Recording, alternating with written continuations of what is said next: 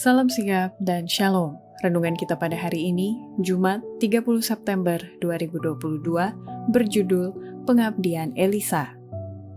Ayat intinya terdapat di dalam 1 Raja-Raja 19 ayat 20. Lalu Elisa meninggalkan lembu itu dan berlari mengikuti Elia. Katanya, biarkanlah aku mencium ayahku dan ibuku dahulu, lalu aku akan mengikuti engkau. Jawabnya kepadanya, baiklah, pulang dahulu dan ingatlah apa yang telah kuperbuat kepadamu. Pena Inspirasi menuliskan yang dimaksud dengan judul renungan kita pagi ini, Pengabdian Elisa, adalah respons atas pertanyaan, siapakah yang mau, agar mau datang menghampiri tahta kasih karunia Allah dan mengalami kasih-Nya yang tiada bandingnya itu adalah sebagai berikut. Pertama, ciri-ciri orang yang mengikuti pengabdian Elisa adalah memiliki kelemah lembutan dan siap sedia untuk melayani dan tetap bersemangat, tabah, jujur, setia, dan memiliki kasih serta takut akan Allah, sehingga memiliki kemuliaan tabiat dan secara konsisten bertambah-tambah dalam karunia dan pengetahuan. Panggilan menjadi nabi bagi Elisa datang ketika ia sedang membajak ladang bersama hamba-hamba ayahnya. Ia telah menerima pekerjaan yang terdekat. Ia telah memiliki baik kemampuan menjadi seorang pemimpin di antara manusia maupun kelemah lembutan dari seorang yang siap sedia untuk melayani. Dengan roh yang lembut dan tenang, namun ia bersemangat dan tabah.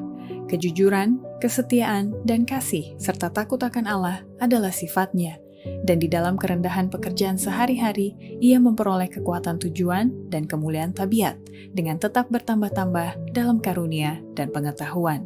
Sementara bekerja sama dengan ayahnya dalam pekerjaan di rumah setiap hari, ia belajar bekerja sama dengan Allah.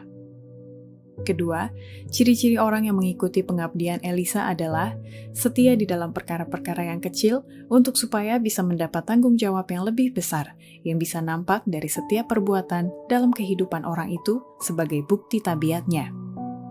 Oleh setia di dalam perkara-perkara yang kecil, Elisa sedang menyediakan diri untuk mendapat kepercayaan bagi perkara-perkara yang lebih berat. Tidak ada orang yang bisa mengetahui apa yang dimaksudkan Allah dalam disiplinnya, tetapi semua orang boleh merasa pasti bahwa kesetiaan terhadap hal-hal yang kecil akan menjadikan orang layak untuk mendapat tanggung jawab yang lebih besar. Setiap perbuatan dalam kehidupan adalah suatu bukti tabiat, dan hanyalah orang yang dalam kewajiban-kewajiban kecil membuktikan dirinya sendiri, seorang pekerja yang tidak perlu merasa malu, dapat dihormati Allah dengan pekerjaan yang lebih tinggi. Ketiga, ciri-ciri orang yang mengikuti pengabdian Elisa adalah tidak menoleh sedikit pun kepada kesenangan dan kesukaan dunia yang telah ditinggalkannya, dan ia menempatkan pekerjaan Tuhan nomor satu dalam kehidupannya, dan tidak ada satu hari berlalu tanpa berbuat sesuatu untuk memajukan pekerjaan Tuhan di atas bumi ini. Elisa menerima panggilan untuk melayani tanpa menoleh sedikit pun kepada kesenangan dan kesukaan yang ia tinggalkan. Panggilan untuk mempersembahkan segala-galanya di atas mezbah pelayanan datang kepada tiap-tiap orang. Kita tidak semuanya diminta untuk bekerja seperti Elisa, atau kita semuanya disuruh menjual segala milik kita. Tetapi Allah meminta kita untuk menempatkan pekerjaannya nomor satu dalam kehidupan kita. Jangan lewatkan satu hari berlalu tanpa berbuat sesuatu untuk memajukan pekerjaannya di atas bumi. Ia tidak meminta pelayanan yang sama dari semua orang. Keempat, ciri-ciri orang yang mengikuti pengabdian Elisa adalah menghadapi segala pencobaan dan godaan dengan hanya bersandar kepada Allah sebagai bukti kebenaran penurutannya. Kehidupan Elisa bukannya tanpa pencobaan setelah bergabung dengan Elia. Ia begitu banyak penggodaan, tetapi dalam setiap keadaan darurat, ia bersandar pada Allah.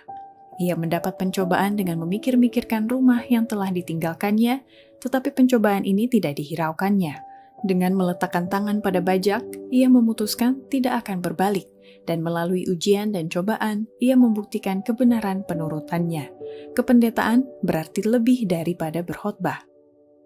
Demikianlah renungan kita pada hari ini, kiranya Tuhan memberkati kita semua.